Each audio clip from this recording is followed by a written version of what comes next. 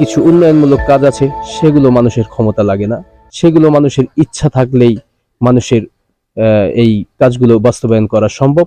সেই ধারাবাহিকতা স্বেচ্ছাসেবক দলের পক্ষ থেকে আপনি বিভিন্ন সামাজিক উন্নয়ন কাজ নড়িয়া উপজেলার মধ্যে করে যাচ্ছেন। আসলেই এই উদ্যমী ভূমিকার পিছনে মূলত কারণটা কি? একটু জানাবেন যদি আমাদের এই বিষয়টা। বিসমিল্লাহির রহমানির রহিম।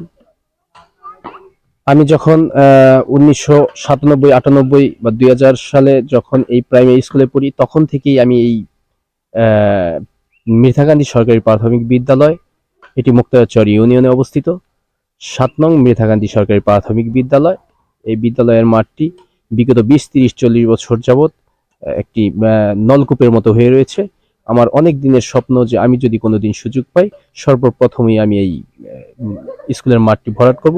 সেই ধারাবাহিকতায় আমাদের নড়িয়া উপজেলা বিএনপির সম্মানিত সাধারণ সম্পাদক ফরিদ আহমদ রয়েল মাঝির প্রচেষ্টায়, আমার উদ্যোগে, কিরণ ভাইয়ের নির্দেশনা ছিল, আমি আমার এই মাঠটি সংস্কার করি।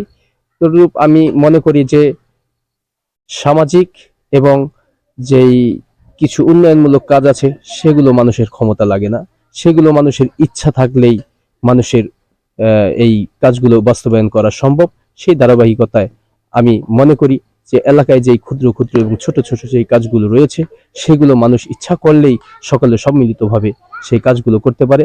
স্কুলের ছাত্রছাত্রীদের খেলাধুলার ব্যাপক ব্যাঘাত ঘটে এবং স্কুলের মাঠটি না থাকার কারণে আমরা জানাজার একটি মানুষ মারা গেলে জানাজার নামাজটি আমাদের ওই ব্রিজের উপরে নিয়ে পড়াতে হয়। সেজন্য আমি মনে করলাম এই কাজটিতে যেন আমার এলাকাবাসীর জন্য অবশ্যই কিছু ভালো কিছু বয়ে আনে, সেজন্য আমার এই উদ্যোগটি নেওয়া।